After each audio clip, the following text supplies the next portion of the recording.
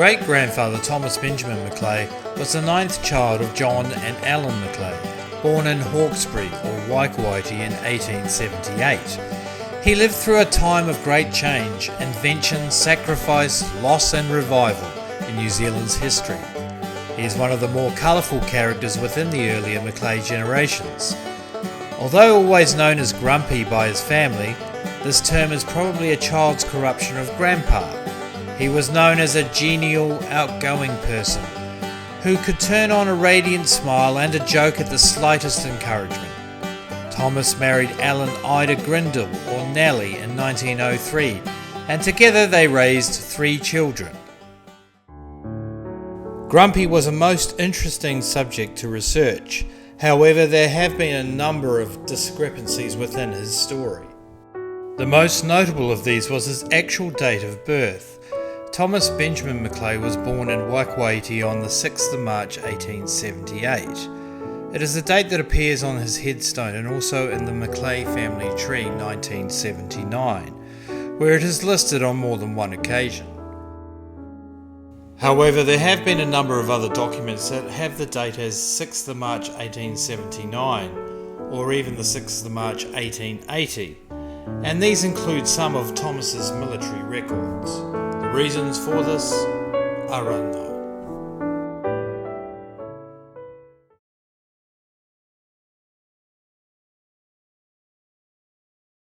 Born on the 6th of March 1878, Thomas Benjamin McLay's place of birth was noted as being Waikouaiti, which was the most common name for the township. However, this was officially Hawkesbury, and Waikouaiti was not officially adopted until 1909.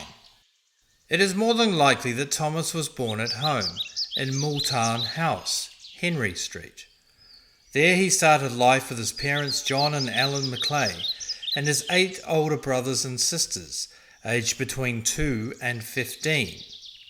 Thomas's younger brother Russell was born in 1880 and his sister Edith in 1884.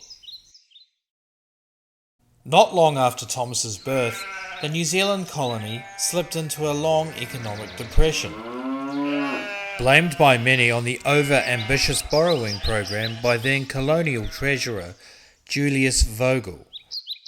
Prices for farm produce fell and the market for land dried up. Unemployment grew in urban areas, and women and children were exploited, and evidence emerged of sweated labour and poor working conditions in a number of industries. The first successful shipment of frozen meat to England aboard the Dunedin took place in 1882. The new technology would eventually cement New Zealand's place as Britain's farmyard. The ability to export large quantities of frozen meat, butter and cheese restored confidence in an economy based on agriculture and intensified the transformation of the landscape from forest to farmland. In 1883, Thomas joined most of his older brothers and sisters at Waikouaiti School. Established in 1860, the school had been located on Beach Street near St John's Anglican Church. However, its positioning near the beach was not popular with local families, and with the majority of businesses now established on the main road, the school was dragged in the 1870s to its present site, beside what is now State Highway 1.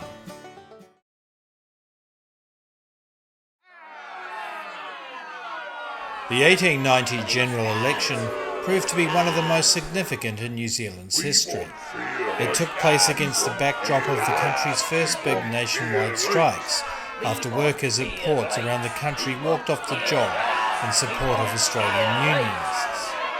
Bloody scabs! The scabs!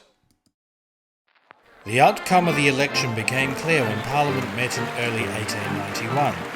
Recognised as New Zealand's first political party, the victorious Liberals won support from urban wage earners, as well as those living in provincial towns.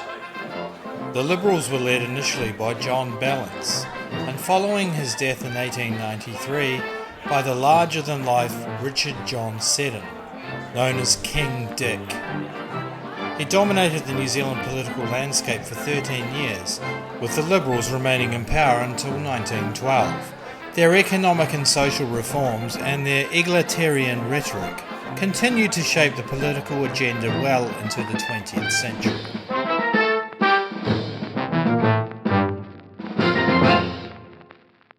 In the early 1890s, Thomas left school at age 14 to start work with his father in haulage contracting. Thomas would have, along with his father, worked with his older brother of 5 years, Charles, born in 1873. General goods haulage, drawing timber, road construction and maintenance would have been some of the jobs performed by the men and their bullock teams.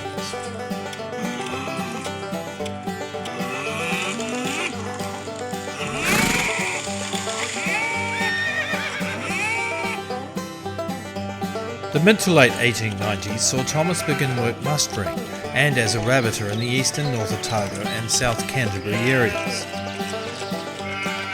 The specifics on where and when are not exactly known, but as with all young rural dwelling New Zealanders living in the late 1800s, Thomas would have had an extensive knowledge of horses and was obviously a fine rider. These skills would have been needed in the rough country that surrounded Hawkesbury, where potentially he would have worked initially in the Silver Peaks, an upper north branch of the Waikouaiti River, and also up the Shag or Waihemo River Valley and its surrounding hill country runs. Mustering work may have at this point taken Thomas further afield into North Otago and South Canterbury, where by the late 19th century he had moved more into rabbiting.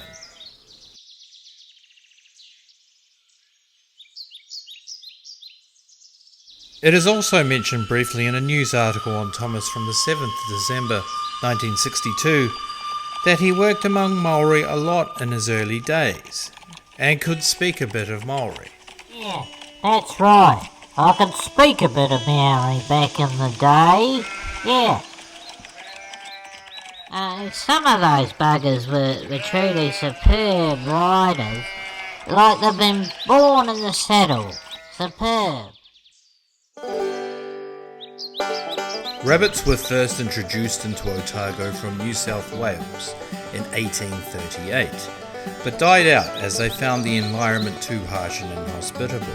By the 1850s, however, the more hardier English rabbit had taken hold in the South Island, particularly rural areas of Otago and Southland. Bloody rabbits! Gold prospectors carried rabbits into the goldfields of central Otago as an extra means of food supply and income, only for the population to thrive and multiply at an alarming rate.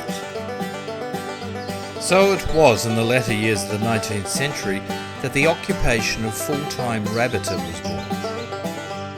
Full-time rabbiting first started in central Otago and soon became so profitable that rabbiters were paying property owners for the privilege of cleaning out their properties.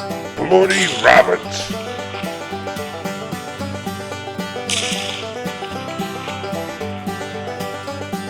In 1901, Thomas is noted as living and working at Helen Station, near Burke's Pass in South Canterbury. Tom was employed as a rabbiter, which may or may not have included mustering work. Helen Station at the time was a high country sheep and cattle run of about 20,000 acres. It is situated east of Burke's Pass, in Mackenzie country of South Canterbury. It was owned around this time by an Archibald Morton, and like many South Island inland sheep stations of the period, was overrun with thousands of rabbits.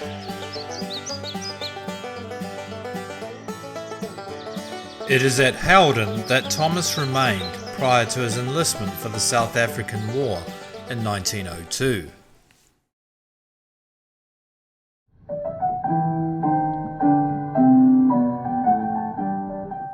The South African War, also known as the Second Anglo-Boer War, was the first overseas conflict to involve New Zealand troops. Fought between the British Empire and the Boer South African Republic, or Transvaal, and its ally Orange Free State, it was the culmination of long-standing tensions in southern Africa. Eager to display New Zealand's commitment to the British Empire, Premier Richard Seddon had offered to send troops 2 weeks before the fighting had begun. Men by the hundreds applied to serve, and by the end of October 1899, the first contingent was leaving for South Africa. By the time peace was concluded in June 1902, 10 contingents of volunteers totalling more than 6,500 men, and including 8,000 horses, had sailed for South Africa, along with doctors, nurses, veterinary surgeons, and about 20 school teachers.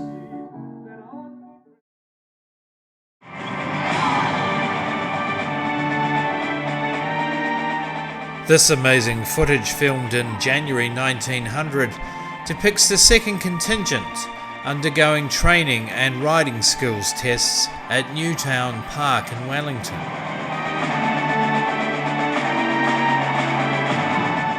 It is the oldest surviving moving image, filmed in New Zealand.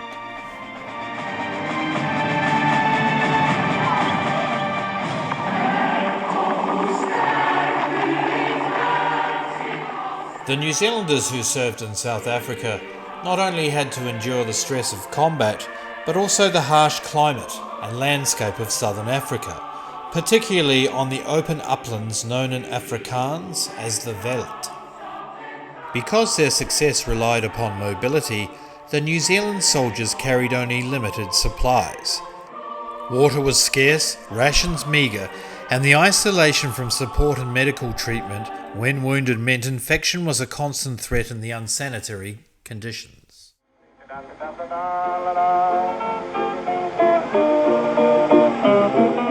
Trained in the basics of British regular warfare, the New Zealand soldiers found themselves fighting against an unconventional enemy in an unfamiliar terrain. Although they relied on their mounts, the New Zealand contingents were not cavalry. They operated as mounted infantrymen, using their horses to get as close as possible to the enemy before engaging them on foot. After some decisive skirmishes and battles in late 1899 and early 1900, the British forces annexed the Orange Free State in late March 1900, and then after more concentrated fighting, Transvaal on the 25th of October that same year.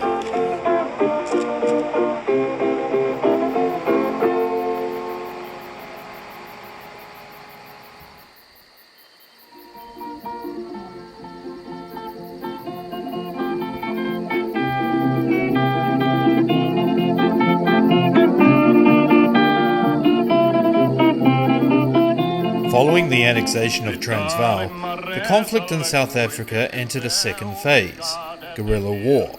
Although the British controlled the towns and railway lines, the Boer commandos were still able to operate on the veldt, where they were supported by the local population, including their families. They knew the terrain well and used its features to their advantage. To counter this advantage, the British employed a new strategy of using mobile columns to hunt down the remaining Boers. Most Boer families were eventually removed from their farms and interned in what was soon called concentration camps. Disease was rife in these crowded camps, and many civilians died. Farm livestock was either seized by the British or slaughtered.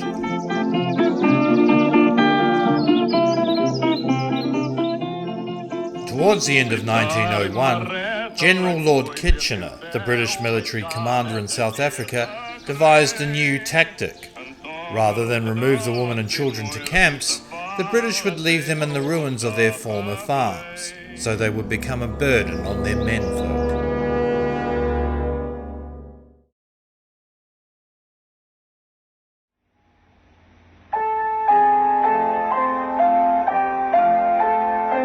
In January 1902, Thomas Benjamin completed and passed a preliminary medical assessment from Dr. William Henry Hornibrook in Fairlie, South Canterbury.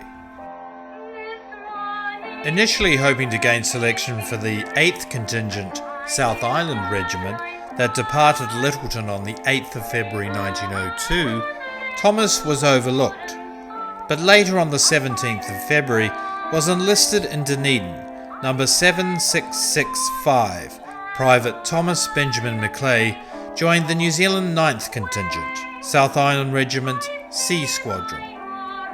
Formed in March 1902, the 9th Contingent was made up of men who had not been accepted for the 8th Contingent. It was divided into 2 regiments, the South Island and North Island regiments, and had a total strength of 1,052. Thomas's obvious skills as a rider over rough and difficult terrain, his ability with a rifle, along with a clean bill of health, would have seen him pass selection. It also stated that he identified as Presbyterian, his next of kin was his father John, and his occupation was rabbiter. On the 12th of March 1902, 7665 Private Thomas Benjamin McLay embarked for South Africa aboard the SS Kent, leaving Port Chalmers and stopping in the West Australian port of Albany before arriving in Durban, Natal on May the 1st, disembarking the same day.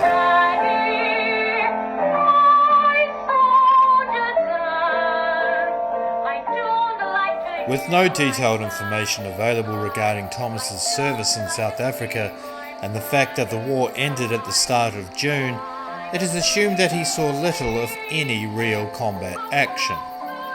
The 9th Contingent only spent a little over 2 months in South Africa and was mainly used for patrols and dealing with displaced Boer refugees. The war ended with the Boer forces, under increasing pressure from the superior British and Empire troops, being forced to surrender, with a peace treaty signed on the 1st of June 1902.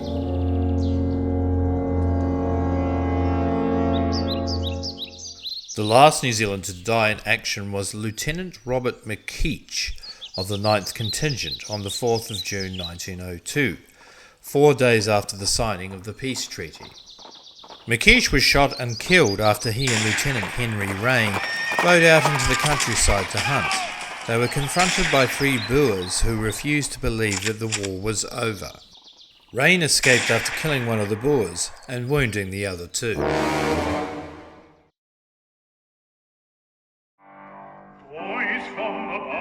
"71 New Zealanders were killed in action or died of their wounds, with another 159 dying in accidents or from disease. Soldiers from the Otago district that paid the ultimate price can be shown on this commemorative roll." This is a photograph taken in South Africa in 1902 of 9th Contingent members who enlisted from the Fairlie district. Given the contingent, the time and the origin of enlistment, I believe that Thomas Benjamin is among these men. He would have been aged 24 at the time. His height has been listed on various documents at between 5 foot 8 inches and 5 foot 9.5 inches. It is difficult to be certain, but comparing a World War I portrait photo from 1915 of Thomas and the similarities in the facial features of the 2, I believe this is Thomas. The only doubt is his relative height. However, it is difficult to judge the height of the other men in the photograph, given that people were generally shorter then, and also the quality of the photo. It is highly possible that some of these men may have worked with Thomas prior to South Africa. On the 9th of July 1902, having spent 68 days in South Africa, Private Thomas Benjamin McLay and the rest of the 9th Contingent embarked for New Zealand aboard the SS Orient. Arriving off the Otago Heads on the 5th of August 1902, Thomas and the South Island Regiment of the 9th Contingent were then ferried ashore to Port Chalmers aboard the tug PSS Kaiputai, and from there transported to... 3 cheers for the 9th Contingent's return!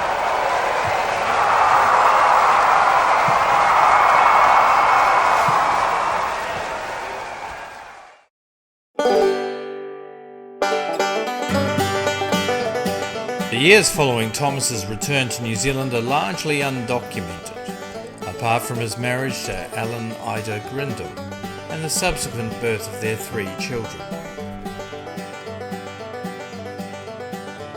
Thomas may have spent time with his family in Waikouaiti directly upon his return, before potentially returning to the South Canterbury region, possibly even back to Haldon Station.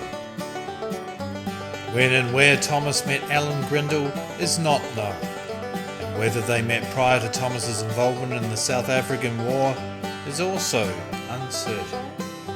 What we do know is that Helen Ida Grinnell was born in 1883 at Geraldine.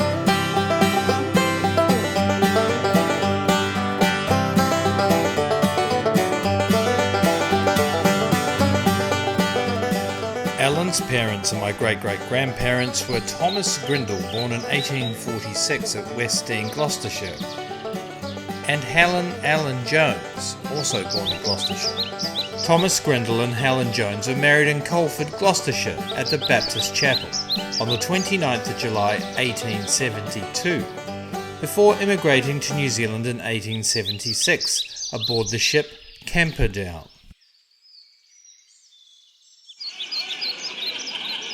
In both the 1861 and 1871 English census, it listed Thomas Grinnell as a coal miner living with his parents in Elwood, Gloucestershire,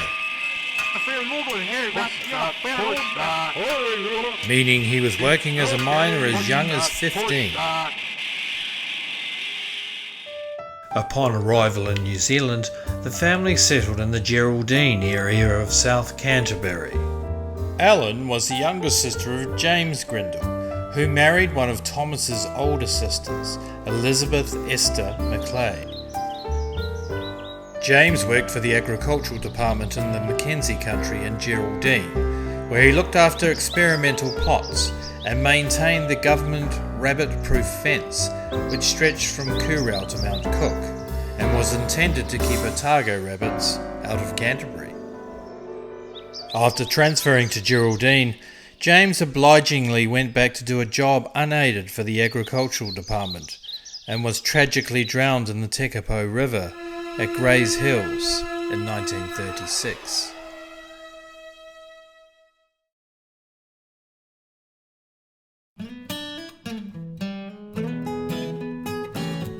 James Grinnell's marriage to Elizabeth McLay obviously introduced Thomas to Helen, which led them to marrying on the 17th of December 1903 at St Mary's Anglican Church, Geraldine.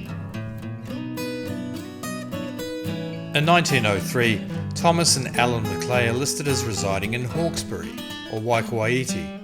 It is presumed that they returned to Thomas's former home as a newly married couple, enabling themselves the support of family living in the district.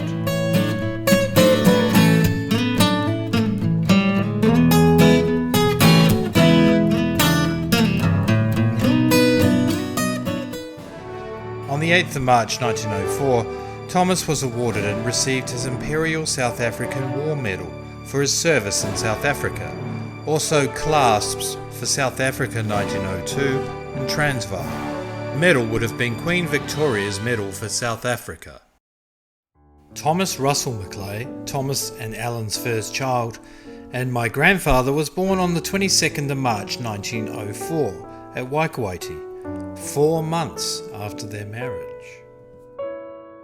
In 1905, Thomas's residence is listed as Hawkesbury, employed as a senior faceman, Waikouaiti District, Otago. A faceman was employed at the face in a mine or quarry, drilling, placing and detonating explosives, and the removal of material from the face.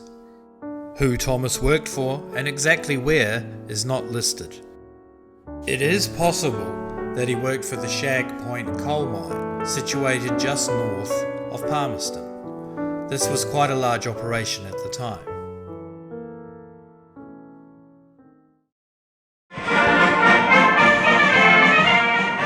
The original All Blacks, also known simply as the Originals, were the first New Zealand national rugby union team to tour outside Australasia.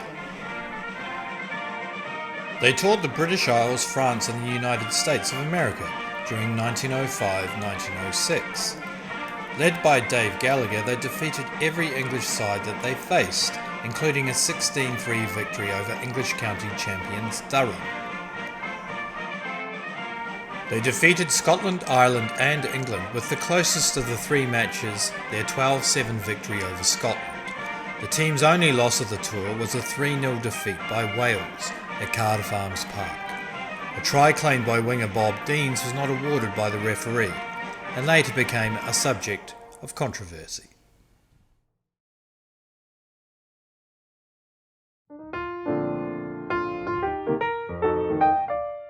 October 9th, 1906 saw the birth of great-aunt Yolanda Helen McLay, also born in Waikouaiti. The following year, in 1907, saw the opening of the Waikouaiti Post Office. The Grade 2 listed building is situated on the northern approach to the town.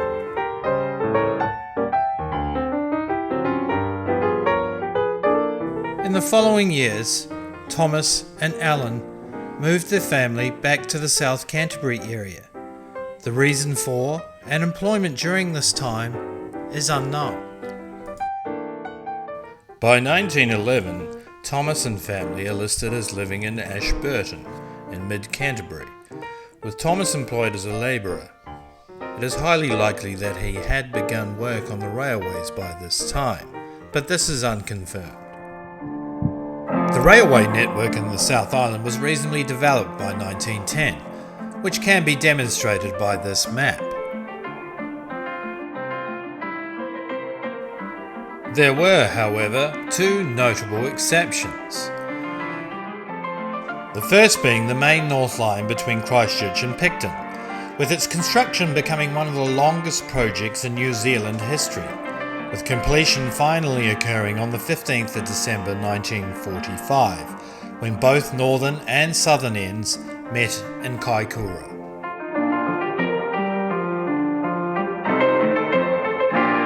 The second was the mainland line between the South Island's west coast and Christchurch. Construction had begun in 1882, and by 1900 the line had reached as far as Otira on the western side and Broken River on the eastern or Canterbury side. With a complicated section of tunnels and 4 large viaducts to be constructed on the eastern side, Arthur's Pass Township was not reached until 1914. Construction of the Otira Tunnel between Otira and Arthur's Pass began in 1907. The 8.5 kilometre tunnel was not completed until 1923 due to spiralling costs and labour shortages due to World War I. But more on the Otira Tunnel later.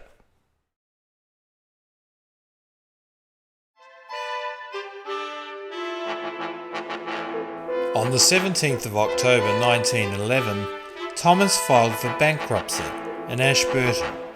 The following notice appeared in the local paper.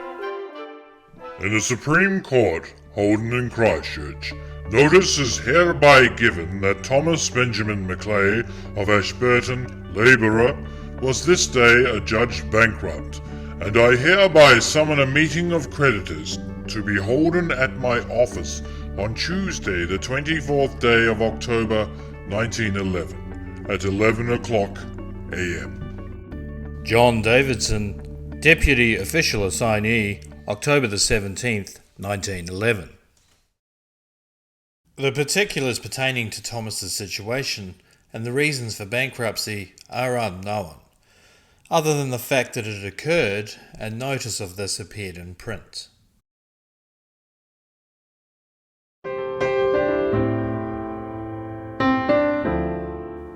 On the 22nd of August 1913, Joy Nolene McLay was born in Timaru, South Canterbury. Joy was Thomas and Alan's third and last child and was known as Tony. Thomas was aged 35 and Alan 30.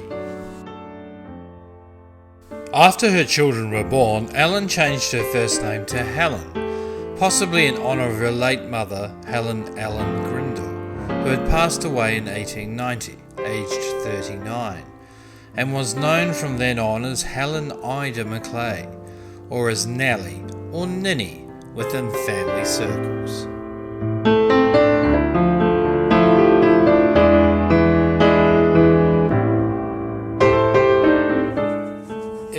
wealthiest of family were now residing in Timaru, and Thomas was employed by the New Zealand Railways as a plate layer in the South Canterbury district.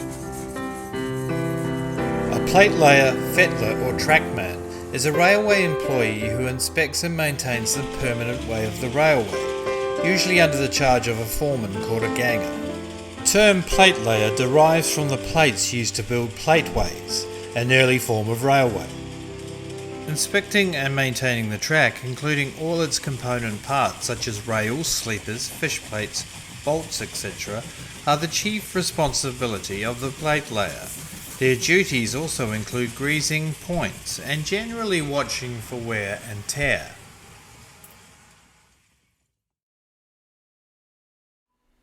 By 1914, European tensions would cast a long shadow over world affairs, culminating in a war so vast and encompassing that would drive New Zealand headlong into conflict, and with it, Thomas Benjamin McLay.